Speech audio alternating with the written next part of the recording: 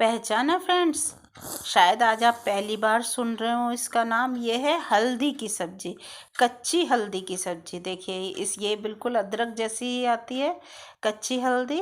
अदरक की तरह इसकी गांठें होती हैं इधर उधर निकली हुई, जैसे अदरक होती है वैसी पीलिंग होती है इसकी अदरक की। ये हल्दी मार्केट में इस सीज़न में मिलती है। हम इसे इस तरह से पील कर लेंगे। ये अंदर से येलो निकलती है। पील करके हमने ग्रेट कर लेना है इसको। ग्रेटर से मीडियम साइज़ का ग्रेटर लेना है और उससे ग्रेट कर लेना है। हाँ, सबसे पहली बात, आप वीडियो को स्किप बिल्कुल मत कीजिएगा। पूरा वीडियो देखेंगे तो ये रेसिपी आपको बहुत ही यमी लगेगी। इसके बाद में हम इसमें घी ज़्यादा लगता है तो हमने घी डाल दिया है। उसमें 2 तेज़पात के पत्ते डाले हैं मैंने 4 पीस कट करके, और लौंग डाली है और काली मिर्च डाली है।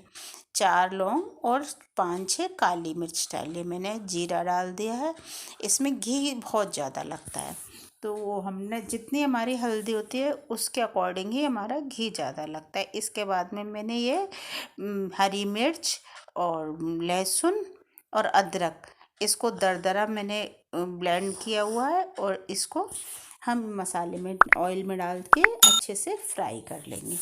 देखिए कितने अच्छे से फ्राई हो रहा है, लेकिन हमें बहुत ज़्यादा फ्राई नहीं करना।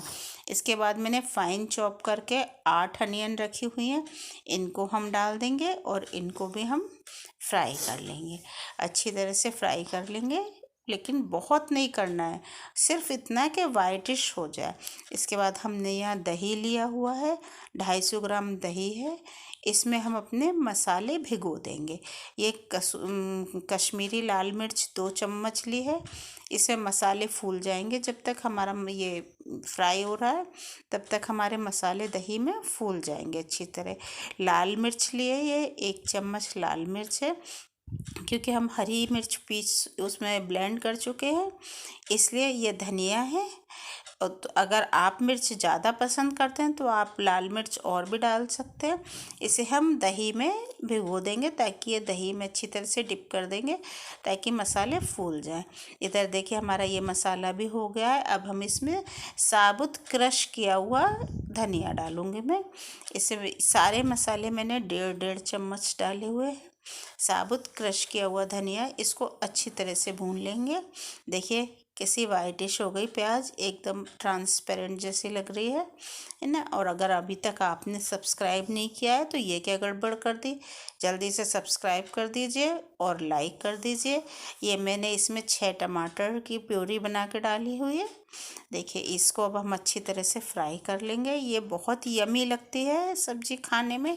250 ग्राम मटर ली हुई है, ये इसमें हम इसके साथ में, एक मटर कच्ची है तो ये इसके साथ में फ्राई हो जाएगी।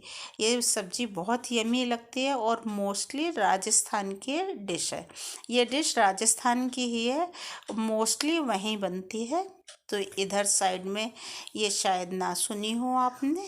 अब हम मटर हमारी अच्छे से हो गई है तो अब हम इसमें दही मिक्स कर देंगे। दही और उसमें जो मसाले हमने फूलने के लिए रख दिए थे वो हम इसमें मिक्स कर देंगे।